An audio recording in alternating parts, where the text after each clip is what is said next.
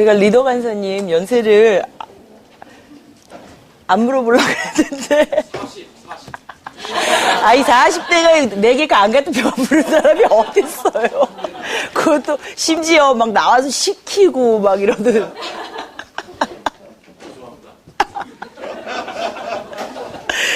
여러분 되게 착하세요. 막 이런 거 나와서 하라고 그래도 하시고 저 때문에 절대 안 나올 것 같아요. 네네. 쓸데없는 얘기라.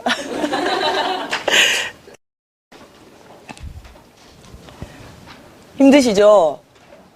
피곤하시죠? 저를 가엾게 여기셔서 아니라고. 제 목소리가 점점 맛이 가는 게 느껴지시죠?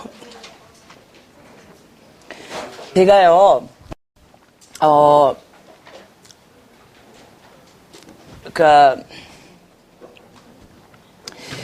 만할리라는 데로 간 지가 딱 한 달밖에 안 됐거든요. 근데 제가 이제 떠나 있을 때 저희 그 병원에 원장 부부가 있어요. 인도 그 외과 의사 남자하고 말씀드렸죠. 그 미국 여자 내과 의사분하고 결혼해가지고 그분들도 미국에 한 2달 가 계셨는데 그러다 이제 돌아오셨어요. 저희가 도착하고 한 이틀 뒤에 근데 돌아오셨는데 막 그 남자분이 너무 얼굴이 막 흥분에 가득 찬 거예요. 그러면서 말씀을 들었지? 막 이러시는 거예요. 그래서 뭐 들었나 물어봤더니 그 얘기였어요. 뭐냐면 저희 병원이 거기 보면 1935년에 지어졌다 그랬잖아요. 근데 조금씩 증축을 했지만 굉장히 낡고 좀 그래요. 그리고 인도라는 데가 그렇게 전기 사정이 좋은 데도 아니고 그래서 되게 웃기는 거는 사실은 이 히마찰 프라데시라는 데가 산 좋고 물 좋은 동네라 물이 굉장히 많아서 수력 발전이 되게 잘 돼 있거든요. 그래서 인도 전역에 전기의 50%를 공급해요. 여기서. 근데 이 주 자체를 충분히 공급한 다음에 공급하는 건 사실 아니에요. 전기가 자주 끊겨요. 왜냐면 파는 거잖아요. 다른 주에다가. 그런데 병원은 전기가 끊기면 안 되니까 발전기를 써요. 근데 발전기가 너무 노후한 거예요. 20년이 넘으니까 발전기를 바꿔야 돼요. 그래서 지금도 제가 치과에서 이빨 이렇게 갈다가 섰다가 그래요. 어떤 때는 대충 떼어놓고 다음번에 전기 잘 들어올 때 오라고 보내야 돼요. 그렇게 해서 노네들 몇 명 있어요. 근데 이제 이분이 전기 발전기를 고쳐야 되는데 제가 여기서 그거 질문했나? 안 한 것 같다. 내시경 있잖아요. 위 내시경. 그거 거기서 그 병원에서 얼마 받는지 아세요? 대충 찍어보라는 거예요. 10원이라는 게 무슨 뜻이에요? 한국 돈으로 10원? 갈수록 더 하시네. 아니 제가 처음에 이거 질문했을 때 저희 남편이 내시경을 해요. 내시경을 하고 와가지고 돌아와가지고 그러는 거야. 야 내시경 얼마 받는지 아냐? 그러는 거예요. 그래서 내가 이제 얼마냐고 그랬더니 얼마라 그래요. 그래서 되게 충격받았거든요. 그래가지고 나는 충격받을 줄 알고 제일 먼저는 분당이었어요. 그래서 분당에 가가지고 얼마 받는지 아세요? 그랬더니 하여튼 엄청 싸게 부르는 거예요. 뭐 2만 원쯤 불렀던 것 같아요. 그래서 이제 그 다음에 강남에 갔을 때도 물어봤어요. 얼마 받는지 아세요? 그랬더니 한술 더 떠서 뭐 몇천 원 이렇게 부르더라고요. 2천 원 뭐 이래요. 그래서 내가 진짜 해도 너무한다고 참고로 말씀도 드렸어요. 한국에서 얼마요? 내시경? 나 이런 쓸데없는 얘기하면 시간 너무 빨리 가네. 15만 원? 네. 미국에서는 그냥 일반 의사가 하면 한 얼마 받을까? 6, 70만 원 받는 것 같아요. 좀 더 비싸게 받는. 그런 저희 남편이 한다고요. 근데 11원이라 10원이라니요.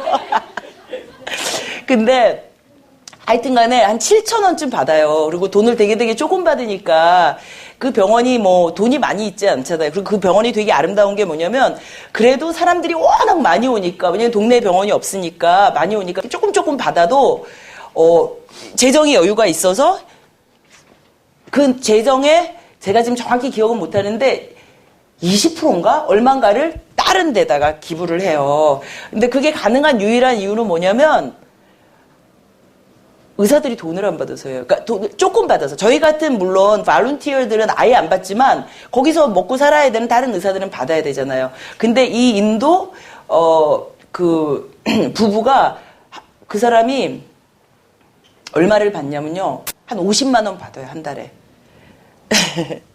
하여튼 anyway 그러니까 왜냐면 자기가 자기 노동 인도 대도시 뭐 델리나 이런 데 나가면은 그거보다 몇 곱절 받죠. 몇 곱절이 뭐야. 받는데 그 사람이 기꺼이 자기의 수입을 희생해서 그 돈 남는 수익을 가지고 다른 데다 쓰는 거예요. 되게 되게 좋은 병원이에요. 근데 그 병원에 이제 제너레이티가 필요한데 그렇게 돈을 자꾸 흘려보내니까 정작 제너레이티를 살 돈은 없잖아요. 그러니까 그거는 어디선가 또 플로잉을 받아야 되는 거예요. 그래서 이 형제가 미국에 나갔을 때 뭐 그런 얘기들을 나눴나 봐요. 이 와이프가 그 목사님 목사님 딸이거든요. 미국 시골에. 그러니까 이제 이런저런 후원단체들도 있고 하잖아요. 그러니까 그런 그룹들을 만났는데, 그래서 그런 얘기들을 했나 봐요. 제너레이티가 필요하다, 뭐 이런 얘기. 그러니까 얼마냐, 뭐 16,000불이다. 16,000불 정도가 든대요. 한국으로 치면 껌값이죠. 2천만 원도 안 되잖아요. 근데, 그래가지고는, 근데 어떤 사람이 얼마가 필요하다고? 그러더래요. 이렇게 지나가는데, A와 B가 얘기하고 있는데, 이 C라는 사람이 지나가다가 얼마가 필요하다고? 그래서 16,000불. 이렇게 말했더니 그 사람이 그냥, 그러고 지나갔대요. 근데 그 얘기가 조금 진행되면서, 근데 제너레이터를 하려면 스테이블라이저가 또 필요하대요. 근데 그 스테이블라이저를 사는데, 4,000불이 필요하다. 이 얘기를 했더니 갑자기 C라는 사람이 가다 말고, 딱 체크를 꺼내더니 2만 불을 딱 써서 줬대요. 그래서 그게 사연이 어떻게 된 거냐면, 이 2만 불을 준 사람이 옛날에 교통사고가 한 번 난 거예요. 그래가지고 되게 많이 다쳤어요. 그래서 특별히 이제 신경에 손상이 와가지고 신경수술을 받아야 되는 거예요. 근데 보험회사에서 자꾸 합의를 안 해주는 거예요. 돈을 안 주는 거예요, 병원비를. 미국 병원비가 되게 비싸잖아요. 신경, 뭐 외과 이런 거는 진짜 뭐 입원하면 몇십만 불은 그냥 팍팍 나가거든요. 근데 보험회사도 하도 안 주는데 하여튼 그걸 계속 소송을 질질질질 끄다가 몇 년이 됐는데 결국 이쪽 보험회사에서 나도 더 이상 못하겠다. 이거 먹고 떨어져라 하고 준 게 2만 불이래요. 그러니까 이 사람이 2만 불을 받아놓고 어이가 없잖아요, 솔직히. 아무것도 못하는 돈이에요. 뭐 수술은커녕 아무것도 못하는 돈인데, 그래서 기도했대, 하나님한테. 하나님, 아니야. 기도했대요. 그랬는데 하나님께서 초자연적으로 이 형제를 치유해 주신 거예요. 정말 싹 낫게. 제가 그 정확한 뭐 증상 같은 걸 들었는데 기억을 못해요. 근데 하여튼 간에 그래서 낫게 했어요. 그래서 그 사람이 그때 하나님한테 약속을 한 거예요. 하나님, 그러면 이 2만 불은 제가 의료사역을 위해서 쓰겠습니다. 그리고 나서 의료사역으로 쓰지만 하나님의 뜻에 따라서 써야 되니까 막 여기저기 알아본 거예요. 근데 여긴거 하고 알아보면 하나님의 마음을 안 주고 저긴가 하고 알아보면 마음을 안 주고 하는 가운데 이제 여기를 만난 거예요. 그래서 여긴 거 같다고 거의 생각을 했는데 2만 불이니까 이게 뭐가 아구가 안 맞는 거예요. 이쪽은 16,000불이라니까. 그러다가 2만 불 얘기가 나오는 순간 하나님이 말씀하셨구나 그러고 딱 준 거예요. 이 사람이. 절대 부자도 아니고 아무것도 아닌데. 그 얘기를 들으면서 제가 옛날에 그런 생각이 들었어요. 옛날에 저희 남편과 제가 돈을 많이 벌던 시절에 옛날에는 이제 저희가 둘 다 일을 했으니까 그때는 하나님께서 저희들한테 요청하신 게 대부분 돈이었어요. 그러니까 예를 들면 뭐 선교비나 뭐 어디나 뭐 이런 데 쓸 일이 많고 그래서 하나님께 드리는 훈련들을 많이 시키셨어요. 근데 저희가 선교사로 헌신하고 가는 순간부터 저희들한테 가장 어려운 것들은 받는 훈련이었어요, 사실. 굉장히 어려웠어요. 근데 지금 저희가 받는 돈으로 잘 먹고 잘 살고 있거든요. 매우 행복하게. 제가 무슨 말씀을 드리려고 이러는 거냐면 여러분의 마음 가운데 그런 소원들 있죠. 하나님께서 어떤 사역을 발견했단 말이죠. 그 사역이 너무 헌금을 하고 싶은 거예요. 제가 왜 자꾸 쳐다보는지 아세요? 제 조카랑 너무 똑같이 생겼어요. 자꾸 눈이 이렇게 갔다 여기로 가고 이렇게 갔다 여기로 오는 거예요. 지난번에 강남학교에서는 어떤 자매가 있는데 자꾸 눈이 가는 거예요. 제 딸하고 나이가 같더라고요. anyway. 그래가지고는 어디까지 했죠? 그래가지고는 여러분 그렇게 기도하잖아요. 하나님 저한테 어떤 사역을 보고 나서 마음이 너무 들어가지고 하나님 저 사역을 제가 진짜 돕고 싶은데 저한테 물질이 있으면 이거 할 텐데 하나님 저한테 이 돈이 있으면 할 텐데 거기 2만 불이면 하나님 제게 2만 불을 주시면 제가 진짜 헌금할 텐데 이런 마음 들 때 있잖아요. 그럴 때 기도하세요. 하나님께. 근데 하나님께서 안 주시는 경우 있죠. 그러면 쿨하게 하나님께서 아마 여러분의 돈을 그 사역에는 쓰고 싶지 않은 것일 수 있어요. 왜 꼭 여러분이 그 사역에다 돈을 내야 돼요? 다른 사람을 통해서 흘러가면 안 돼요? 꼭 여러분이 왜 그 사역의 주인공이 되려고 그러세요? 그럴 필요 없잖아요. 그죠? 어차피 하나님 나라의 거대한 몸을 이뤄가는 일이잖아요. 저희가 재정에 있어서 헌금의 문제에 있어서 있죠. 가장 위험한 것 중에 하나가 뭔지 아세요? 돈 심고 돈 받으려고 하는 거예요. 아니 왜 하나님의 그 놀라운 하나님 나라의 원칙을 그런 유치한 세상에 투자의 원칙에 묶어두려고 그러세요? 여러분 고넬료가 네 기도와 구제가 하나님께 상달됐다 그랬죠. 아마 구제를 많이 한 것 같아요. 그래서 고넬료에게 그 구제가 상달되었기 때문에 엄청난 부로 하나님께서 그에게 축복하셨나요? 아니죠. 뭘로 축복하셨어요? 성령을 주셨잖아요. 베드로를 통해서. 이방인에게도 성령이 내리는구나. 성령이 하나님 이방인에게도 역사하는구나. 성령 세례가 가능하구나. 이게 표본으로 쓰셨잖아요. 그러면 다비다, 도르가가 너무너무 사람들에게 옷도 많이 지어주고 선행을 많이 했잖아요. 그거 다 기억했기 때문에 사람들이 와가지고 막 울면서 이 사람이 이렇게 해줬어요. 막 보여주면서. 근데 도르가가 죽었잖아요. 그랬을 때 도르가에게 뭘로 갚아주셨어요, 하나님이? 새로운 육체의 생명으로 갚아주셨잖아요. 그죠? 과부가 2렙돈을 헌금했잖아요. 그 사람이 나중에 떼부자가 됐을까요? 모르겠어요. 성경에 안 기록되어 있어서 떼부자가 됐는지 안 됐는지 모르겠지만 우리가 기억하는 한은 그 자매는 흔치 않게 예수님의 칭찬을 받은 자매로, 우리가 천국 가서 한 번쯤 보고 싶은 자매로. 그렇죠? 여러분, 재정을 심고 꼭 물질을 심고 물질을 거둬야 되나요? 하나님의 부여의 법칙이 그거밖에 안 돼요. 왜 하나님의 부여의 법칙을 그런 세상 체계 가운데 묶어두려고 그러세요? 세상 투자하고 뭐가 달라요? 왜 11조 헌금할 때 옛날에 그런 소리 했죠? 여러분, 만약에 여러분이 한 달에 뭐 10,000불을 벌고 싶습니까? 11조 떼어서 먼저 헌금하십시오. 뭐 이런 거 했잖아요. 어떻게 하나님을 그렇게 유치하고 천박한 수준으로 우리가 떨어뜨릴 수가 있냔 말이죠. 하나님에게 속한 부요함이라는 게 얼마나 멋지고 아름답고 근사한 게 많은데 기껏 돈 놓고 돈 먹으려고 하냔 말이죠. 하나님께서는 옛날에는 저희 돈을 쓰고자 하셨어요. 그래서 저희한테 훈련을 시키셨고 저희가 많이 흘려보내도록 했어요. 이제는 돈이 아니라 하나님께서는 이제는 너네의 시간을 원해. 너네의 노동력과 너네의 재능을 원해. 그래서 저희가 지금 시간과 노동력과 재능을 드리고 있는 거잖아요.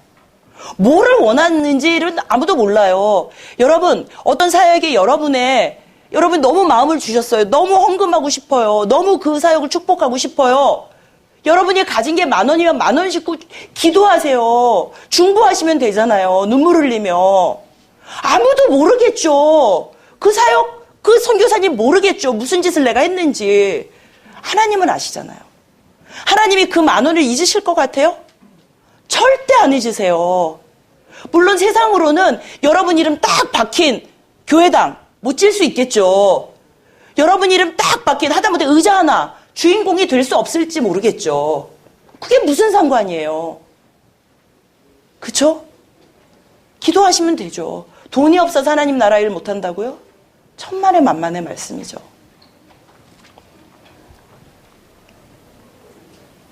왜 이렇게 조용해졌죠? 제가 조용해진 마당에 멋있는 얘기 하나 해드릴까요? 토마스 머튼이라고 혹시 아세요? 토마스 머튼? 이분이 뉴욕에 아주 지성이었는데 이제 나중에 카톨릭의 수도사로 귀의한 사람인데 그 사람이 이렇게 말했어요. 현대사회에서 돈은 성령이 교회에서 차지해야 할 영역을 악마적으로 찬탈해버렸다. 이렇게 말했어요. 잘 나중에 생각해보세요. 무슨 말인지. 좀 너무 우아한 말이라.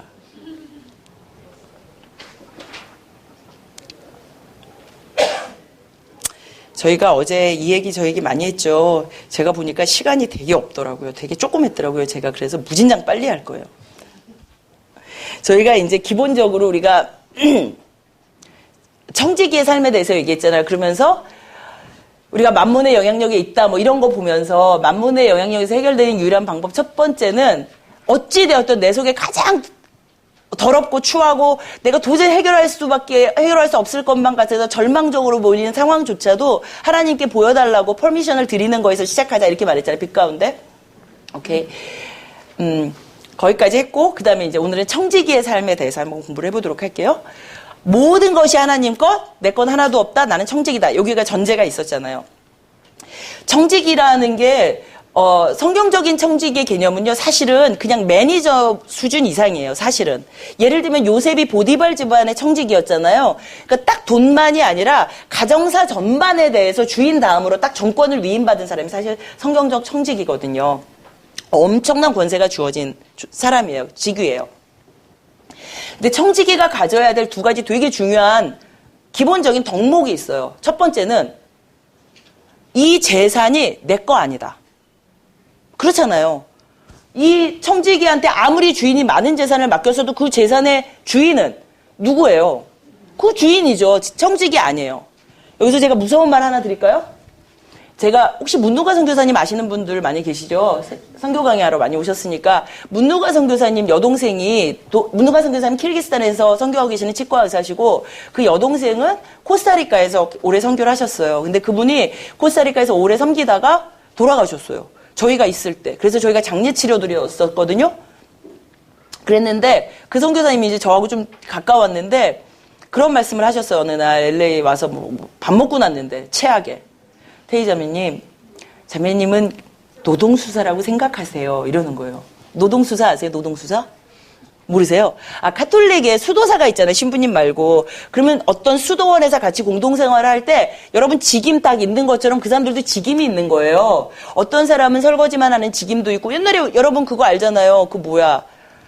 로렌스 형제 감자 깎다가 하나님 임재를 경험하는 그죠? 그런 것처럼 다 직임이 있어요.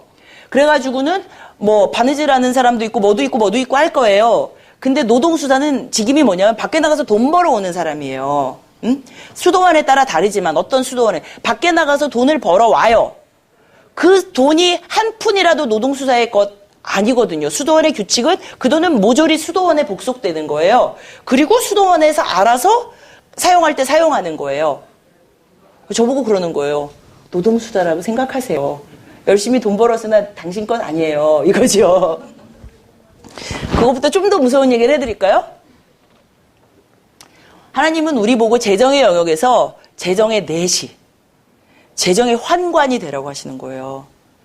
무슨 말이냐면 여러분 왕에게 얼마나 많은 예쁜 여자들을 데려다줘요. 그거를 간택하는 최종 권리는 사실은 내시한테 있거든요. 그죠? 그 수많은 예쁜 여자들을 보면서 내시가 계속 껄떡껄떡대면은 그거 내시를 가만히 두겠어요? 아무런 욕망도 없는 거죠. 그냥 임금님한테 예쁜 여자 데려다 주는 게 그 사람의 그냥 목표인 거예요. 재정에 있어서 하나님 것이기 때문에 우리에게는 어떠한 욕구도 없어야 된다. 이런 무서운 말이 있더라고요. 가능할지 모르겠지만 하나님이 요구하시는 게 그거라는 거예요.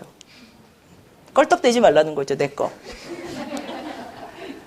그렇지만 내 거 아니지만 내 것보다 더 열심히 관리해야 된다는 거예요. 진짜 청지기는. 그죠?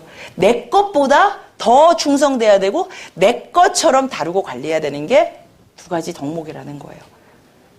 맡은 자에게 구할 것은 충성이라고요. 그게 뭐 교회 장로 장립할 때만 쓰는 거 아니고요. 무슨 뭐 구역장 할 때만 쓰는 거 아니고요. 재정을 맡긴 우리에게 하나님께서 요구하시는 건 충성이라는 거예요. 충성하고 싶은데 어떻게 충성할 수 있을까요? 제가 말을 이렇게 점점 빨리 하겠는데 어떻게 하면 충성할 수 있을까요? 첫 번째, 맡겨진 게 뭔지 알아야 돼요. 맡겨진 게 뭔지. 여러분 매니저 있잖아요. 매니저, 가게 매니저. 주인이 없어요. 그 사람한테 다 맡기고 갔어요. 주인이 가끔 와서 물어보는 거예요. 우리 재고가 얼마나 되지? 모르겠는데요. 우리 오늘 그 매출이 얼마나 되지? 모르겠는데요. 우리가 다른 데 거래처에다 줄 돈이 얼마지? 모르겠는데요. 그런 사람 두겠어요? 주인이 계속 매니저를 고용하겠어요? 절대 안 하죠. 충성하지 않잖아요. 매니저의 첫 번째 조건은 맡겨진 게 뭔지를 알아야 돼요. 그래서 기록이 중요한 거예요. 그래서 가계부를 쓰라는 거예요. 그래서 내가 버는 거, 내가 쓰는 거 정확히 알아야 된다는 거예요. 그러지 않으면 충성스럽지 못하다고 말하는 거예요.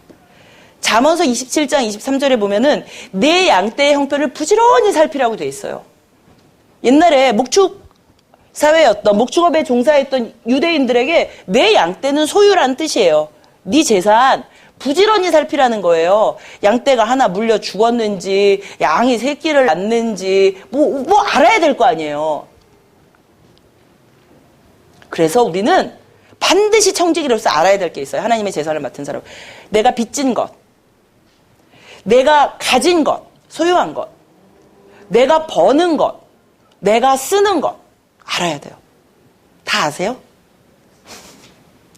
빚진 것, 소유한 것, 버는 것, 쓰는 것 다 아셔야 돼요. 저는요, 제가 얼마나 가졌나를 몰랐었다는 사실을 깨달은 경험이 한 번 있어요. 제가 도둑 맞았다는 얘기 한 번 했죠. 도둑을 맞았더니 이 도둑이 사실은 제 생활 패턴을 알았던 것 같아요. 그래서 주일날 저희가 아침에 좀 일찍 나와서 저녁에 좀 늦게 들어온다는 사실을 알았던 것 같아요. 그래서 아주 여유 있게 집안을 다 뒤졌더라고요. 그래가지고는 저희 집 진짜 별거 없거든요. 나중에 제가 자랑처럼 얘기하겠지만 저희 집이 굉장히 조그맣거든요. 그래서 그렇게 별로 이렇게 보암직하고 먹음직하고 그런 거 없었어요. 근데 얘가 이 도둑이 이게 다 걷어가면서 진짜 잘 추려간 거예요. 딱 돈, 현금. 저희 집에 현금이 별로 없었어야만 하는데 저희 애들 둘이 평생 모은 세뱃돈과 용돈을 제가 바보같이 은행에다 안 넣고 귀찮아가지고 거기다 넣어놨다가 그거 쏠랑하당 가져갔고요. 제가 중보기도 하면서 매주 자매들이 모은 돈을 이제 선교사님께 드리고 하려고 했던 거를 제가 바보같이 은행에다 안 넣어놨다가 홀라당 잃어버렸고요. 그 다음에는 정말 필요한 거. 금, 그다음에 알, 뭐 이런 것만 가져갔어요. 뭐 랩탑 이런 거 하나도 안 가져갔어요. 무거운 거. 그랬는데 그 도둑이 여유를 가지고 흩어놓은 것을 보니까 제가 어머 나한테 이런 것도 있었네 이런 거 있더라고요. 예를 들자면 제가 올해로 결혼이 25주년인데 은수저 이런 거. 저 몰라서 25년 동안 은수저 있었는지 누군가가 줬었나 봐요. 그거는 걔가 은따위야 이러고 놓고 갔더라고요. 그래서 있었고 근데 딱 열렸는데 빈 게 있었어요. 몰랐어요. 끝까지. 금 놀이개 이런 게 있었더라고요. 물론 금으로 꽉꽉 찬 놀이개는 아니었겠지만 굉장히 아까우시죠. 저를 대신하여. 뭐 그런 거 있었어요. 너무 그냥 결혼 때 그냥 어디 넣어놓고 진짜 잊어버리고 있었어요. 제가 그걸 차겠어요. 어떡하겠어요. 하나님이 제가 소유한 걸 하도 관리를 안 하니까 얘야 네가 이런 걸 소유했었단다. 그러고 보여주시더라고요. 도둑을 통해서. 아셔야 돼요. 여러분이 잘 살펴보면 여러분이 생각한 것보다 되게 많이 소유했어요. 뒤져보세요. 자매님들. 명품 백 이런 거. 형제님들 뭐 골프채 이런 거. 그거 아셔야 되고요. 내가 얼마나 버는지 얼마나 지출하는지 아셔야 돼요. 그리고 그 다음에는 알았단 말이죠. 그러면 그 가운데서 하나님께서 내 돈 아니고 하나님 재산, 하나님 돈을 어떻게 관리하기 원하시는지 알아야 돼요. 하나님, 당신의 돈을 당신이 어떻게 쓰기를 원하십니까? 나를 통해서. 그래서 성경을 공부해야 되는 거예요. 거기에 원칙이 있으니까 하나님이 이렇게 쓰기 원하시는구나. 그래서 우리가 이제 지출에 있어서 혹은 여러 가지 재정의 영역에 있어서 성경적인 생활 방식을 선택한단 말이죠. 그러면 그럴 때 어떤 방식을 선택할 때 원리 같은 거를 한번 제가 같이 나눠볼게요. 첫 번째는 영원의 관점에서 생각하라는 거예요. 영원의 관점에서. 이 지상에서 시간이 굉장히 짧잖아요. 저희 엄마가 93이신데 요즘은 자꾸 옛날 얘기하세요. 엄마 열 몇 살 때 얘기. 짧아요. 그렇지만 이 짧은 지상에서의 시간 동안에 우리가 가진 돈을 어떻게 사용하냐에 따라서 영원한 운명이 결정되는 거예요. 짧지만. 우리가 이 짧은 시간 동안에 하늘의 보물을 쌓을 수 있는 특권이 주어진 시간이에요, 지금은. 하늘에 가서 하늘에다 뭐 하시게요, 그죠? 지금 이곳에서 하늘의 보물을 쌓을 수 있는 특권이 있는 시간이고, 사실 어떤 의미에서 우리에게는 하나님의 나라를 위해서, 예수님을 전하기 위해서 돈을 써야 할 의무가 주어진 시간이에요. 그러려면 영원한 것을 볼 줄 아는 가치관, 시각이 필요하겠죠. 그죠? 모세, 히브리서 11장에 보면 믿음에 쫙 사람들이 나오잖아요. 믿음으로 하다가 11장 24절에서 26절에 보면 모세 얘기가 나와요.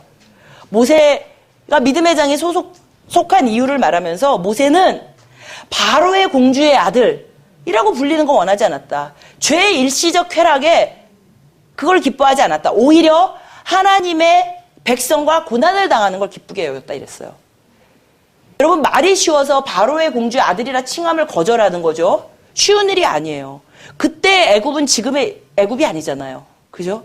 정말 어마어마한 강대국의 한 나라의 왕의 아들일 수 있는 뭐 손주인가 공주의 아들이니까 하여튼 그런 자리를 박차고 나온다는 게 말처럼 쉬운 일 아닌데 모세에게는 영원한 것을 바라보는 눈이 있었던 거죠. 과감하게 포기할 수 있는 영혼의 관점에서 생각하라. 두 번째, 우리의 정체성에 대해서 다시 한번 생각해 봐야 돼요. 우리가 누군가. 성경에서 우리의 정체성에 대해서 얘기할 때 다양하게 얘기해요. 우리의 신분이 빌립보서 3장 20절에 보면은 하늘나라의 시민이다. 이 땅에 속한 사람 아니다. 그렇게도 얘기하고 고린도후서 5장 20절에 보면 너희는 이 땅에서 하나님 나라를 대신하는 사신이다. 대사다. 이렇게도 얘기하고 그리고 히브리서 11장 13절에는 결정적으로 너희는 나그네다 그래요. 나그네. 행인. 제가 그 신라면 보여드렸잖아요. 신라면. 솔직히 말해서 신라면이 뭐 비싸서 제가 안 가져갔겠어요? 무거우니까 안 가져가죠. 여행하는데 무신라면 박스를 들고 가겠어요? 우리가 어떠한 일정한 목표 지점까지 가는 데 있어서 말이죠. 너무 짐을 많이 지고 가면 불필요하게 필요 이상으로 많이 지고 오면 다 그야말로 짐이죠. 짐. 여러분 트레킹하는 분들 계시잖아요. 등산하는 분들 얼마나 짐을 간소화해요. 그러니까 점점 더 하이텍으로 나오는 거 점점 더 조그맣고 가볍게 나오잖아요. 짐 줄이려고 막 그 침낭 같은 것도 무지무지 가볍고 조그맣게 패킹되게 만들고 그거예요. 우리가 어떤 목적지에 도달하는 데 있어서 너무 짐이 많으면은 방해라고요. 방해. 우리가 이 땅 가운데서 무엇을 소유하든지 간에 이 물질 소유는 우리의 분명한 목표, 우리가 이 땅에서 가지고 있는 사명을 완수하는 데 도움이 될 때만 의미가 있는 거예요. 안 그러면 왼수 같은 짐 되는 거예요.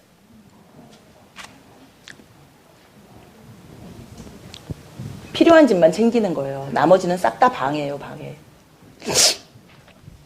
세 번째, 가능한 단순하게 살도록 노력해야 돼요. 우리가. 여러분, 돈 자체를 관리하는데도 돈이 필요해요. 그죠? 여기 혹시 회계사 안 계세요? 회계사?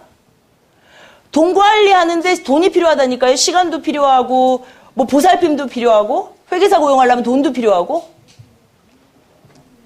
그래도 좀 있어봤으면 좋겠죠. 하나님과의 관계를 점점 더 깊게 하고 발전시키기 위해서 아주 충분한 시간을 가지려면은요. 가능한 단순한 삶이 되게 좋아요. 저는 이런 거는 좀 카톨릭의 영성, 정신에서 좀 배우면 좋겠다 그런 생각도 있어요. 사실. 단순하게 사는 훈련들. 제가요. 선교지로 가서 선교사가 되었더니 재정의 훈련이 끝? 이러면 되게 좋겠는데 그렇지가 못하거든요. 저는 선교지 가면은요. 진짜 매일 성경만 보고 기도할 줄 알았어요. 진짜 더 조금 봐요. 덕이 더 조그마한 것 같아요. 정말. 제가 여러분께 정말 창피하지만 고백드리건데 제가 인도 갈 때 자랑스럽게 제 큐티 노트를 한 박스를 들고 갔어요. 막 거의 율법주의자적으로 제가 큐티를 했거든요. 거기 가서 얼마나 많이 빼먹었나 몰라요. 시간이 너무 많아서 빼먹었어요. 진짜로. 시간이 너무 없을 때는 막 짠내가지고 잠깐이라도 하려는 게 있는데 너무 많으니까 미루다가 안 하더라고요. 아니 근데 선교지에 가서 좋은 거 있어요. 억지로 훈련되는 영역들이 있어요. 단순하게 사는 것 같은 것. 제가 복잡하게 살고 싶어도 살 수 없어요. 제가 미국에서 인도 갈 때 짐 다 놓고 갔어요. 왜냐하면 첫 번째는 일단은 전압이 안 맞아요. 인도는 한국과 똑같이 220V예요. 근데 미국은 다 110V거든요. 그러니까 뭐 제가 도란스를 가져가겠어요? 뭘 하겠어요? 그러니까 그냥 다 놓고 갔어요. 그다음에 가구를 그거 가져가는 돈이 더 드니까 안 가져갔어요. 그러니까 뭐 옷은 인도 옷만 입으니까 이거 저 다 언니 거예요. 인도 옷만 입어야 되니까 또 가져갈 필요 없고. 그 짐이 가져간 게 뭐 진짜 없는 거예요. 그래가지고는 자랑스럽게 그리고 근데 그 짐을 정리하는데 정말 귀찮았어요. 왜냐면 저가 집이 제 처음 산 집이 마지막 집이 됐거든요, 사실. 그러니까 15년인가를 그 집에서 살다 보니까 얼마나 조그만 집인데도 뭘 자꾸 쑤셔 넣어가지고 되게 뭐가 많더라고요. 그래서 그거 다 정리하는데 되게 시간 걸렸거든요. 그래서 막 너무 지긋지긋해가지고 내가 진짜 다시는 아무것도 안 살이라 막 이랬거든요. 그래가지고 이제 자랑스럽게 인도에 도착했는데 그리고 다른 선교사님 되게 비웃었어요, 제가. 뭐 많이 가지고 있는 분들. 저렇게. 막 이랬거든요. 그래가지고 15개월을 딱 살고 마날리로 이사를 가는데 그 사이에 짐이 너무 늘은 거예요. 그래도 어쩔 수 없이 자주 짐을 싸야 되니까 훈련이 되는 거예요. 와, 이게 다 짐인데 또 내가 이런 바보 같은 짓을 했구나. 이런 생각들. 억지로 훈련되는 영역이 있어서 되게 좋아요, 선교사.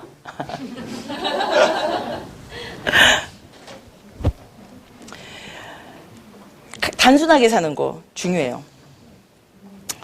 그 다음에 우리가 전투하는 군사로 살아야 된다는 거예요. 전투하는 군사로. 전쟁 때는 유일한 목표는 최고의 선은 딱 하나예요. 전쟁에서 이기는 거. 그거밖에 없잖아요, 솔직히. 제가 재밌는 얘기 하나 해줄 거예요. 미국에서 같이 이제 섬겼던 어떤 치과의사 형제가 하나 있는데 그분이 미군, 해군에서 근무를 했어요. 그랬는데 그분이 그래서 걸프전에도 갔대요. 근데 그분이 한번 자기가 그러더라고요. 자기가, 뭐라 그러죠? 군 법정에 선 적이 있대요. 미군 군 법정에. 왜 그랬냐면, 걸프전에서 이 사람이, 그러니까 이게 아랍 군인들이 쭉 오고 있잖아요. 근데 이 사람들이 정말 그때 이제 막 너무 목마르고 배고프고 뭐 미군이 초토화를 시켜버렸잖아요. 그때. 그러니까 이 사람이 너무 불쌍해서 이 사람한테 물을 주고 정확한 건 아니지만 맥락은 이래요. 그 다음에 자기 마스크를 벗어도 이렇게 대줬다든가 뭐 이런 행위를 한 거예요. 쉽게 말해서. 그 이유 때문에, 그 사유 때문에. 왜냐하면 이 사람은 그때가 뭐 대위나 이쯤 됐는데 네가 너의 행동, 너의 생명, 그것들의 안위를 지키지 않음으로 해서 네 밑에 있는 부원들의 그 안위를 위험하게 했다는 이유로 군 법정에 섰다고 그러더라고요. 왜냐하면 굉장히 지극히 우리가 봤을 때는 아름다운 행위잖아요, 사실. 인간적이고. 근데 전시에는 그 용납이 되는 행위가 아닌 거죠. 그런 것처럼 그냥 포인트는 그거예요. 전시에는 전쟁에서 이기는 게 최고예요. 그죠? 그래서 생활 방법을 완전히 바꿔버리는 거예요. 일제 말기에 그 일본군이 막 모든 그 금속 부치들, 막 집안의 밥주발까지 다 가져갔다고 그러잖아요. 뭐 만드느라고. 그런 식으로 모든 필요를 전쟁의 승리를 위한 그거에 다 투자하는 거예요. 우리가 어떤 의미에서 그런 식의 삶의 태도를 가져야 된다는 거죠. 최선의 목표를 위해서. 자꾸 세속적인 삶에 대해서 염려를 받고 방해받으면 안 된다는 거죠. 그리고 우리가 왜냐면 이 싸움이 혈과 육에 대한 싸움이 아니기 때문에 적을 분명히 파악하고 있어야 된다는 거예요. 사단은 자꾸 우리가 그리스도를 섬기지 말고 돈과 물질을 섬기도록 우리를 유혹하잖아요. 그때 아니라고 거부하고 우리의 삶의 주권, 우리의 삶의 소유권, 그거를 하나님께 돌려드리는 거예요. 왜냐하면 계속 경쟁을 하려고 그러잖아요, 사단이. 만문에 우리가 마태복음 6장 24절에서 배웠잖아요. 하나님과 재물을 겸하여 섬길 수 없는데도 불구하고 나를 섬기라고 아우성치는 게 만문이잖아요. 그러니까. 근데 문제는 내가 돈을 섬기고 있다는 사실을 스스로 알아차리는 건 굉장히 힘들어요. 제가 제 간증을 하나 드릴게요. 제가 맨 처음에 DTS를 했을 때 DTS를 하기 조금 전에 하나님께서 제 삶에 굉장히 큰 변화를, 그러니까 하나님을 다시 한번 깊게 만나는 시간을 주셔서 그래서 DTS도 하게 됐는데 그 DTS 하기 직전 하나님을 만나고 그런 과정에 있어서 하나님께서 제게 주셨던 마음이 하나 있었어요. 뭐였냐면 제 세이빙 어카운트에 있는 돈을 다 헌금을 하면 좋겠다 이런 생각이 들었어요. 근데 이제 제가 그때는 그 생각이 딱 들었을 때 하나님께로부터 온 것인지에 대한 확신은 없었어요. 너무 뜬금없었고 너무 극단적이었고. 그래서 제가 근데 그때 제가 좋은 습관을 하나 가진 게 있어요. 여러분도 이게 있으면 좋겠어요. 기도 노트를 조그만 거 만드셔서 하나님께서 온 것만 같은 생각들 있잖아요. 확실치 않지만, 확인되지 않았지만 그런 것들을 기록해 놓아 보세요. 날짜하고 그거를 정확히. 안 그러면 금방 잊어버리거든요. 기록해 놓으세요. 나중에 하나님께서 온 걸 수도 있고 아닐 수도 있지만 일단 뒷골이 땡기는 건 기록해 놓으세요. 그래가지고는 기록해 놨어요. 그런데 하나님한테 하나 조건을 달았어요. 하나님 만약에 이게 진짜로 하나님께로부터 온 생각이면 저희 남편도 제가 아무 얘기하지 않았는데 똑같은 얘기를 하면 하나님께로 온 걸로 알겠습니다. 그렇게 기도를 드렸어요. 그리고 나서 DTS를 시작을 했는데 그때 저희 남편 간사로 섬기고 있었고 이제 하나님 음성 듣는 법이 처음 강의잖아요. 대충. 그거 하고 나서 맨 마지막에 강사가 이 앞에다 십자가 같은 거 하나 그려놨는지 뭘 세워놨는지 하고 나서 만약에 자기의 삶 전체를 드리고 싶은 사람이 있으면 이 앞에 나와서 무릎을 꿇으라고 그랬어요. 제가 평생에 한두 번 꿇어봤겠습니까, 그거를? 근데 그때 또 하나님께서 마음에 감동을 주시어. 저도 꿇었고 저희 남편도 꿇었어요.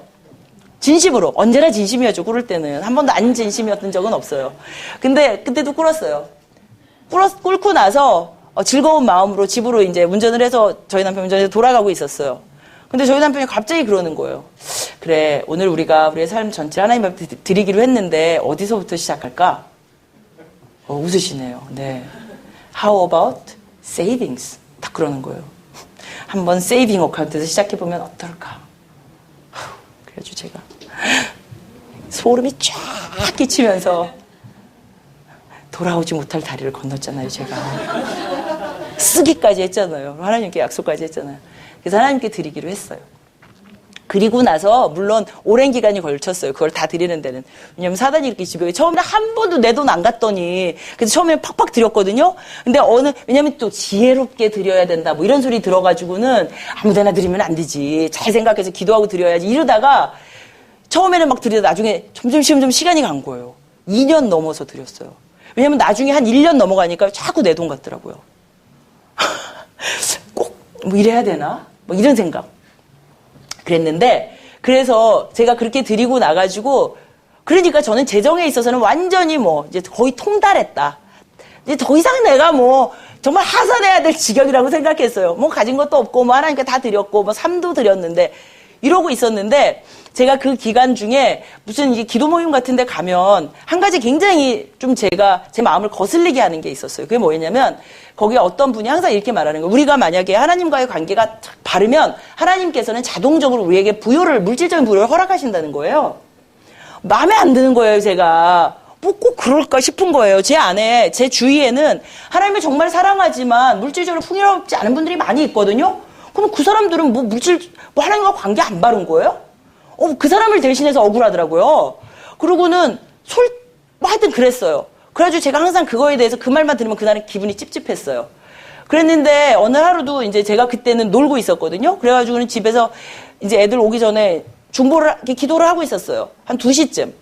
너무 그날이 충격적인 사건이라 2시쯤 기도를 하고 있었는데 뭐 이 기도 저 기도 하다가 그런 기도 드린 것 같아요. 하나님. 그 집사람이 자꾸, 하나님과의 관계가 올바르면 물질의 풍요가 자동적으로 온다는데 뭐 그런 거 아니잖아요? 이런 식으로 불평을 하고 있었는데 하나님께서 딱 그러시는 거예요. 저는 평생에 단 한 번도 귀로 들린 하나님의 음성을 들어본 적은 없어요. 마음으로. 하나님께서 하시는 것 같은 마음이 드는 거예요. 뭐라 그러냐면 네 말이 맞다, 태희야. 네 말이 맞아. 내가 어떤 사람을 지극히 사랑하고 그 사람도 나를 지극히 사랑하지만 그러나 물질적 풍요를 안 허락하는 경우 많이 있다. 오케이? 네 말이 맞아. 그래서 말인데 네가 나를 정말 사랑하는 거 알아. 그리고 나도 너를 너무 사랑해. 그러면 네가 그냥 일용할 양식만으로 행복한 일용할 양식만으로 만족하는 삶에 표본으로 너를 써도 되겠니? 또 그러시는 거예요.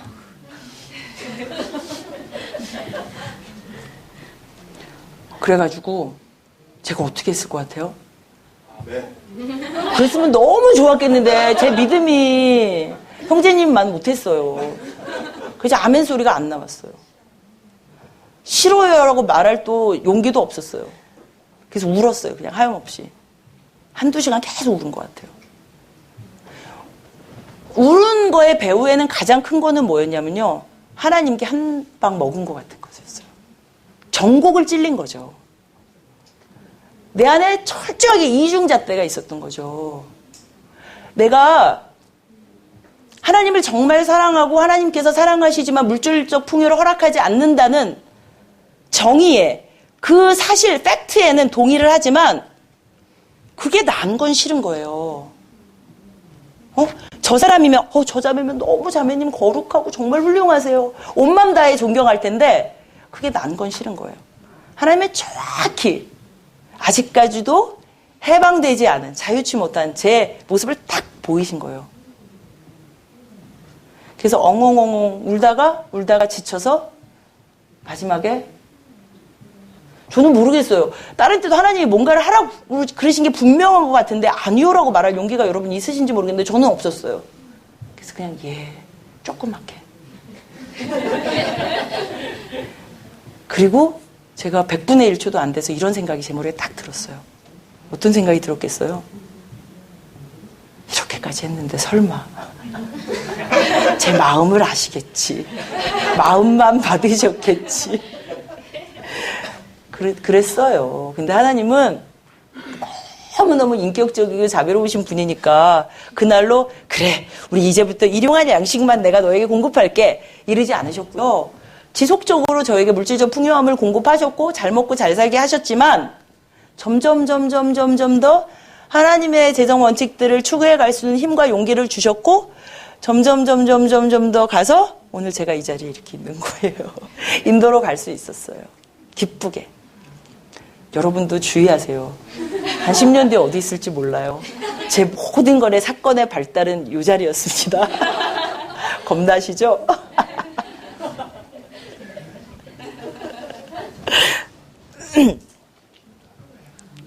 적을 파악하는 게 그렇게 어려운 거예요. 내가 알아차리는 거 너무 어려워요. 그리고는 모든 지출에 있어서 하나님이 기뻐하시는 방법을 사용해야 돼요. 지출에 대한 결정을 하나님께 맡겨드려야 돼요. 내 거 아니니까. 근데 여러분이 여기서 착각하시면 안 되는 게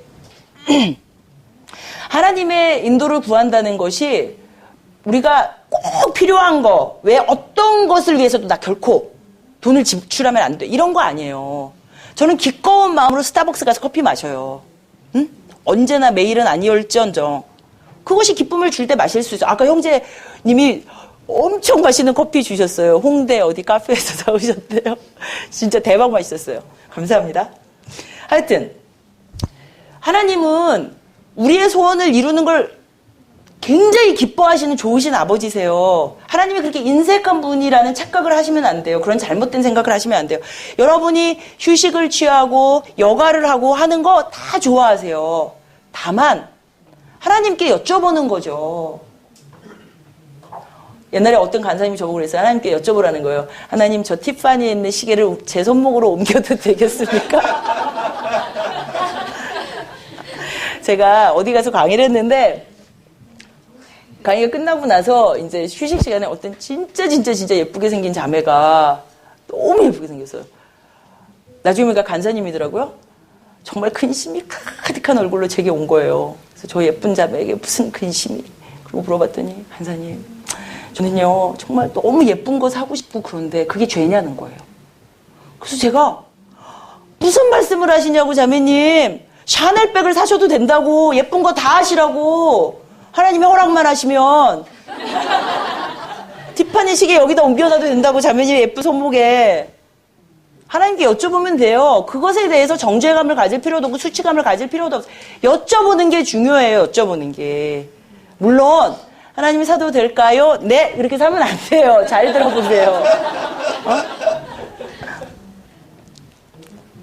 그리고 낭비하지 말고 타인과 자꾸 비교하지 말고. 아시죠? 자기의 과소비를 정당화하려고 자꾸 타인과 비교하잖아요. 어우, 저 자매가 샤넬에서 백을 사는데 나는 코치 정도는 하나 사도 되지. 이러면 안 된다는 거예요.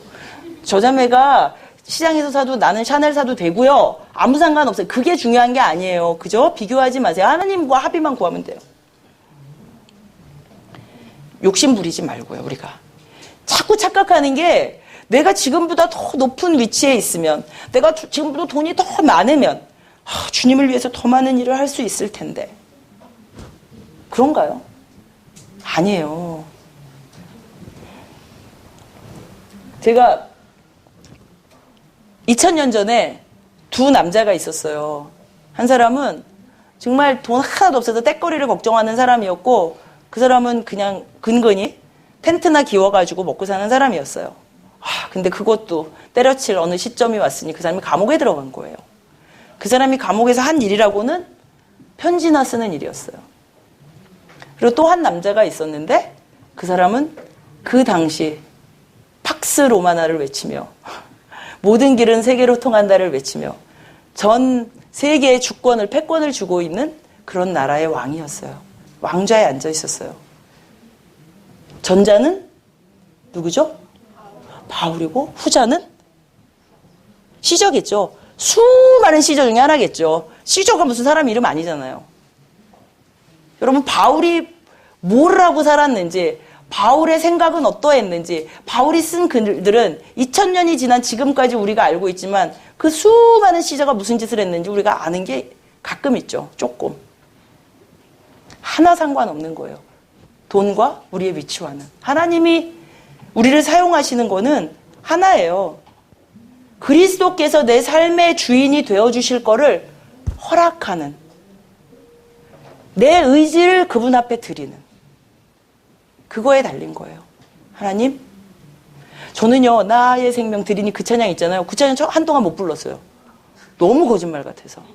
나의 생명 드리니 주여 받아주셔서 못 드릴 것 같은데 어떻게 막 그거 입에서 안 나오더라고요. 그러나 못 드릴 것 같지만 드리고 싶은 마음이 있다고 하나님 앞에 여쭐 때 하나님께서 그것을 통해서 여러분을 하나님 나라에 사용하시죠. 제가 뭐 귀히, 크게 이런 말을 그냥 흔히 세상 체계에서 생각하는 귀함과 큼으로 생각하시면 안 돼요. 귀히, 크게 사용하세요. 세상을 본받으면 안 돼요. 정말 저는 시카고에서 한 5년 살았고요. 학교 다니느라고. 그 다음에 오렌지 카운티 LA 이쪽에서 20년은 안 살았고 10몇 년 살았어요. 그래도요, 서울같이 풍요로운 데가 없어요, 진짜. 뉴욕에도 가봤고, 뭐 어디, 파리에도 가봤고, 어디. 서울 너무 화려해요, 진짜. 특별히 강남. 이런 가장 풍요로운 문화권. 우리 안에는 어쩔 수 없어요. 타락 이후로 우리 안에는 좀 더 화려하고 사치스럽게 살고 싶은 내면의 깊숙한 욕구가 있다고요, 솔직히. 그거를 자꾸 충동질하죠, 광고가. 전지현이 충동질하고 현빈이 충동질을 해대죠. 그렇게 살아야 돼. 너는 전지현 정도의 가치가 있지. 너는 현빈 정도, 제가 쓰는 거 정도는 써줘야지. 그렇게 살지 못하면 우리 안에 자꾸 불만이 생기고 시기가 생기고 막 꼭 사야 된다고 생각하는 것, 여겨지는 것이 생기면 막 그거에 집착해가지고 합리화해버리죠. 그럼 사야지. 그래서 있잖아요. DTS가 왜 이렇게 좋은지 아세요? 공동체가 있어서 좋은 거예요. 저희가 LA DTS 한동안 섬기다가 쉬었다가 다시 이제 오렌지 카운티 DTS 했다 그랬잖아요. 큰 이유 중에 하나는 너무 공동체가 그리워서였어요. 진짜 모든 것을 놔둘 수 있는 공동체, 그 안에서 함께 자라가는 공동체가 세상 어디에도 없는 거예요. 사실 교회에서도 쉽지 않잖아요. 여러분 경험하셨겠지만. 너무 어려운 거예요. 그거에 대한 목마름이 있어서 사실 어떤 의미에서 시작했거든요. 그래서 큰 지출, 그런 거 있잖아요. 중요한 지출에 대한 결정에 직면할 때 물론 하나님의 인도하심을 따라야 되지만 경건한 신앙을 가진 사람에게 상담을 구하는 게 참 좋아요. 공동체의 지체에게, 혹은 간사님에게, 혹은 영적인 선배에게 누군가의 도움을 받는 게 좋아요. 우리가 하나님의 음성 듣는 거 할 때 다른 사람한테 컨펌 받는 거 되게 중요하게 생각하잖아요. 그 하나님의 음성 듣는 거 잘못하면 진짜 안 돼요. 진짜. 그것 때문에 많이 되었어요. 하나님은요, 여러분 이거 하나 말씀드릴게요. 너희 몸을 그 거룩한 제사로 드리라 로마에서 말씀하시면서 이는 너희가 드릴 영적 예배니라 이렇게 돼 있잖아요. 그 영적 예배니라가 어떤 영어 번역본에는 reasonable이라고 돼 있어요. reasonable. 합리적인 예배라고 돼 있어요. 말이 되는 예배다 이거예요. 하나님께서는 대부분의 경우 상식선에서 자연적으로 역사하시고 필요에 따라 초자연적으로 역사하시지 늘 초자연적으로 하시는 게 아니라고요. 하나님은 리즈너블한 분이시라니까요. 대부분의 경우에 발을 땅에다 대고 있어야 돼요. 저 그래서 믿음 너무 좋은 사람 무서워해요. 발이 반발짝쯤 땅에서 떠 있거든요. 하나님이 그거를 정말로 너 믿음이 너무 좋다고 좋아하실 것 같아요? 아니요. 반드시 발을 땅에 붙이고 하늘을 바라보셔야 돼요. 제가 이 얘기는, 제가요, 제 예를 또 하나 드릴게요. 제가 제 첫 집이 마지막 집이 됐다 그랬잖아요. 그 첫 집을 살 때 그 집이 마지막 집이 될 거라는 저는 상상 못 했어요. 왜냐면 그때 그 집이 저희 남편이 레지던트 끝나고 조금 있다가 산 거예요. 그래서 그때 5% 다운하고 샀어요. 5%만 내고 95%를 융자를 얻어서 샀다고요? 조그만 집이었어요. 방 3개짜리. 근데 저희가 딸이 둘이니까 저희 생각에 이렇게 생각해서 몇 년 여기서 살다가 애들이 좀 더 크면 이제 방이 4개짜리로 가야 되겠다. 애들한테 하나하나 주고 저희 집에 이제 손님이나 선교사님이 자주 오시니까 그분들 방을 하나 해야 되겠다. 이런 생각을 하고 있었어요. 그리고 나서 이제 세월이 지났어요. 흘러 갔어요. 그래가지고 어느 시점에 다다랐을 때 저희 애들 둘 다가 똑같은 학교에 다니는 시점이 있었어요. 왜냐면 그 학교가 7학년부터 12학년까지가 한 학교였어요. 근데 미국은 나쁜 점 중에 하나가 뭐냐면 엄마가 계속 애들을 픽업을 다녀야 된다는 거예요. 학교에 데려다주고 데려오고 조금 있다가 또 끝나가면 데려다주고 데려오고 하다못해 뭐 피아노 한 번을 가 뭐 한 번을 다 데려다주고 데려가야 되는 거예요. 한국 엄마들이 진짜 편한 거예요. 아침에 갔다가 뭐 안 들어오더만요, 그냥. 그러니까 엄마들이 그냥 하염없이 나가 놀더만요. 제 친구들도 괜찮아. 들어갈 생각을 안 하더라고요. 근데, 그래가지고는 근데 애들이 끝나는 시간이면 3시 이렇게 애매한 시간이잖아요. 그러니까 중간에 뚝 잘리는 거예요. 그래서 제가 하나님한테 집을 이제 새로 사고 싶은 생각이 들 때 조건이 그거였어요. 애들이 둘 다 걸어서 갈 수 있는 거리, 통학거리. 그러면 제가 데려다주고 데려오고 안 해도 되니까. 그때 DTS 계속 섬길 때니까. 그거하고 또 하나는 방 4개짜리. 그리고 이제 가격 이런 거를 보고 있었는데 생각해보세요. 저희 집에 이제 학교가 여기 있으면 애들이 걸어다닐 거리라는 건 뻔하잖아요. 거기 안에 방 4개짜리에 저희 맘에 딱 드는 집이 나오는 게 쉽지 않잖아요. 그리고 여기 저희 애들이 다녔던 학교가 좀 시험 봐서 공립학교인데 시험 봐서 들어가는 좀 좋은 학교여서 3분의 1 중국 사람, 3분의 1 한국 사람, 3분의 1 인도 사람이라고 보시면 돼요. 거의. 그 공부에 목매는 사람들은 그 사람들밖에 없잖아요. 그러니까 집이 한 번 안 나오는 데였어요. 그랬는데 제가 어느 날 그런데 저는 그냥 그때 쿨하게 있었어요. 그냥 아니면 하나님이 아직 안 허락하셨겠지 이렇게. 근데 어느 날 제가 진짜 평생 처음으로 www.realtor.com이라는 데를 들어갔어요. realtor라고 해서 부동산.com. 미국에서 사셨구나. 너무 즐거워하시는 거 보니까. 리얼터가, 그러니까 한국으로 치자면 부동산.com쯤 되는 데를 들어갔어요. 진짜 처음이었어요. 맹세코. 그것도 밤 12시 반쯤에 들어갔어요. 왜 들어갔나 몰라. 그랬는데, 어머, 거기 이제 우리 동네, 그러니까 우편번호를 딱 찍고, 거기 하니까 집이 하나가 딱 1번에 나오는데, 딱 이렇게 써 있는 거예요. 빨간 글씨로. 찾기 무진장 어려운 집. 이렇게 써 있는 거예요. 제가 여러분, 아시죠? 그래가지고는 진짜 근데 그 모든 조건이 진짜 찾기 어려운 집인 거예요. 그래가지고는 봤더니 쫙 조건이 딱 맞는 거예요. 할렐루야. 왜냐면 그래가지고는 제가 저희 남편한테 와가지고 보라고 그러고는 정말 침대머리맡에서 둘이서 눈물을 뚝뚝 흘리면서 제가 감사기도 드렸어요. 저희 남편은 안 울었는지 모르겠는데 저는. 큰 이유 중에 하나가 뭐가 있었냐면 제가 DTS 그때 섬길 때였는데 LA의 간사님 중에 한 분이 이렇게 이거저거 하시다가 이제 부동산을 하시게 됐어요. 여의치 않아서. 근데 잘 안 되는 거예요. 이분이 너무 하여튼 부동산 중개인 같은 걸 하고 계셨는데 잘 안 돼서 재정적으로 무지 어려운 상황이었어요. 근데 제가 그분을 도와드리고 싶은 마음이 꿀떡 같은데 어떻게 도와드려야 될지를 모르는 상황이었는데 딱 된 거예요. 미국에서 부동산을 사고 팔면 집인 경우에 6%를 부동산 중개인이 먹어요. 얼마나 큰 돈이에요. 그죠? 그러니까 이분은 아무것도 안 해도 돼요. 집도 제가 다 봐놨죠. 아무것도 안 해도 돼요. 그냥 이것만 하면 되는 거예요.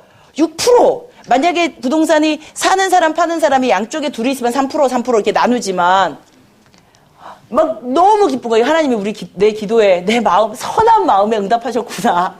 좋아가지고 그날 기도를 하고, 그날이 금요일 밤이었고, 토요일 날 DTS가 여러분처럼 있어서 달려갔어요. 아니야, sorry. 그 다음날 토요일 날 아침에 딱 이제 눈을 떠가지고 묵상을 했어요.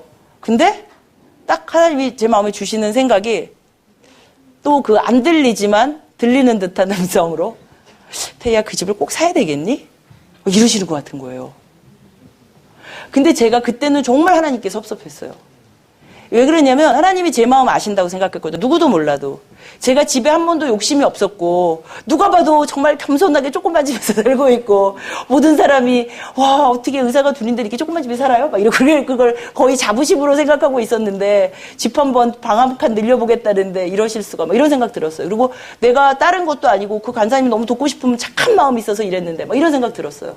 서운했어요. 진짜. 서운한 마음을 안고 DTS를 갔어요. 그래서 이런저런 얘기 안 하고 그 간사님한테 간사님 이 동네에 이런 집이 나왔고 이 정도 가격인데 어떨까요? 이렇게 말씀을 드렸어요. 돕고 싶은 간사님한테. 그랬더니 그분이 딱 그러는 거예요.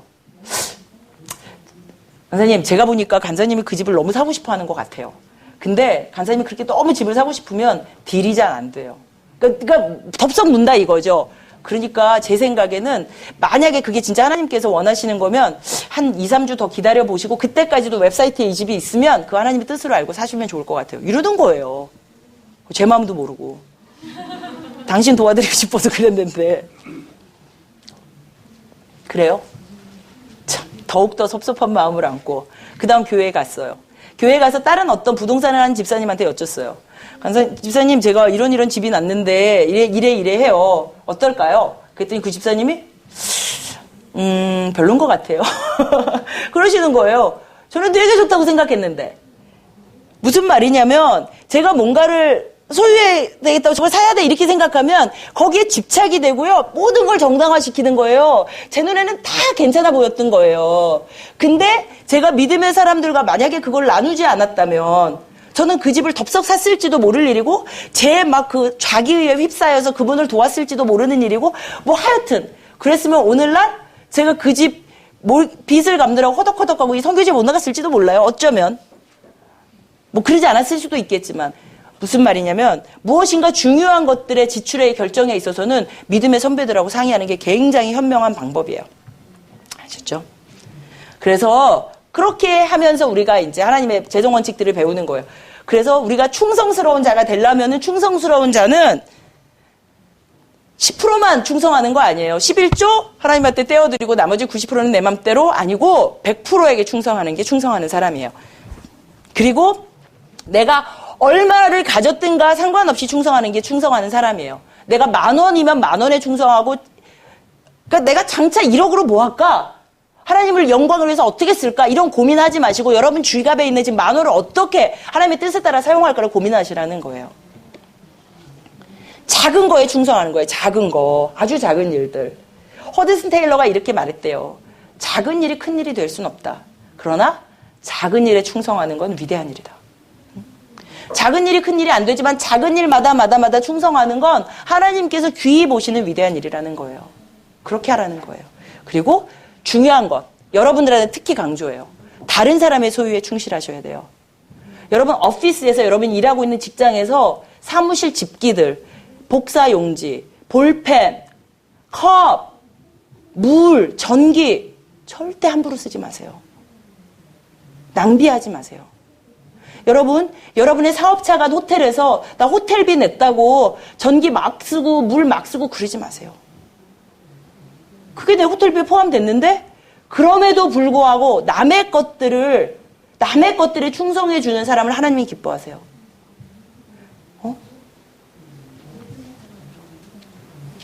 작은 것들. 저희 형님이, 그러니까 저희 아주버님의 와이프가 저하고 같이 DTS도 하고 같이 기도 모임도 하고 그랬는데 그분이 어느 날 맥도날드에 가가지고는 막 냅킨도 이만큼 집어오고 막 설탕도 이만큼 집어오고 막 그랬대요. 미국에 이렇게 쭉 있잖아요. 그러니까 맘대로 가져올 수 있으니까. 그랬더니 하나님께서 운전하고 가는데 자꾸 야, 너 그거 도둑질한 거야. 갖다 놔 그러셨대요. 근데 생각해보세요. 갖다 놓기 싫어서 그냥 갖다 놓은 거 너무 창피해서 못 갖다 놓는 거 아니에요. 그게 솔직히 갑자기 너무 웃기잖아요. 근데 하나님께서 계속 마음에 주시니까 어쩔 수 없이 갖다 놓은 거예요. 하나님께서 그런 사소한 것들 지적해 주시는 거 굉장히 기쁘고 감사하게 받아들이셔야 돼요. 그리고 충실하셔야 돼요. 만약 어떤 사람이 여러분에게 거스름돈 100원이라도 더 주면 알았으면 모르는 건 할 수 없지 알았으면 돌려주세요. 100원 더 주셨는데요. 어떤 때 저도 고민해요. 왜냐하면 집에까지 왔는데 더 줬어요. 차 타고 가는 가스비가 더 들어요. 저는 손해예요. 그렇죠. 그래서 그래도 갖다 줘요. 어떤 때는 갖다 주고 욕 먹어요. 왜 그런지 아세요? 그 사람들이 이거 하려면은 직접 블로이가 더 고생하잖아요. 사실 다시 찍으려면. 그래도 하나님께서 말씀하시면 갖다 줘야 돼요. 작은 일에 남의 것을 충실하고. 그러면 이런 우리가 기본 안에서 이제 저는 하나님이 우리한테 허락하신 재정들을 다 내 거냐? 아니다 이거죠. 100% 하나님의 것이지만 그 가운데 우리가 이렇게 나눠야 될 몫이 있어요. 이게 김동호 목사님 깨끗한 부장가에 보면 돈의 목 가르기라고 나와요. 목. 꼭 그러면은 이렇게 뭐 그러니까 뭐지? 목 알죠? 목 가르기. 돈의 목을 가르는 거. 이거 하나님 목, 이거 다른 사람 목, 이거 내 목. 이게 세 가지 목이 있어요. 하나님 목. 하나님 목 뭐예요? 일단 11조예요. 일단 11조. 11조 해야 되나요? 은혜의 시대인데? 율법의 시대가 아닌데? 해야 될까요? 왜요? 왜 이렇게 자신있게 해야 된다고 하세요? 믿음의 고백? 이렇게 정답만 말씀하시고.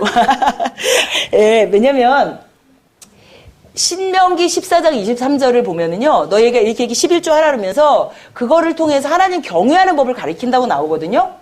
근데 제가, 리빙 바이블이라는 버전, 그거에 보면 어떻게 나오냐면, 11조의 목적은 너에게 항상 하나님을 삶의 첫 자리에 두도록 가르치기 위함이다. 이렇게 나와요.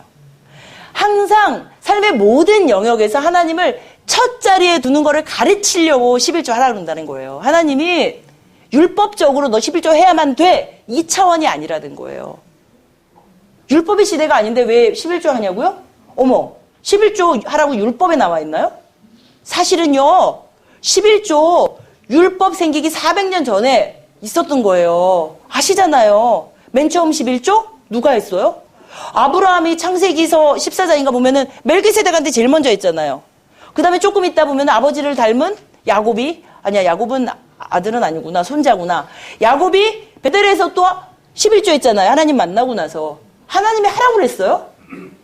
아니요. 지극히 자발적인 행위였어요. 왜요? 이 모든 것이 하나님께로 온 건 알겠는데, 다 하면은 내가 먹고 살 건 없고, 하나님께 다 온 거 인정합니다. 그래서 그 인정의 표시로 제가 10%는 드리겠습니다. 이거 아니에요. 하나님이 우리에게 원하시는 것도 그거예요. 너 11조 해야 돼. 안 하면 안 돼. 뭐 말라기서 가지고? No! 저는 그렇게 생각 안 해요. 그러나 우리가 정말로 하나님의 참된 제자가 되기를 원하는데 우리의 생명, 나의 생명 드리니 주여 받아주셔서 이렇게 말하는데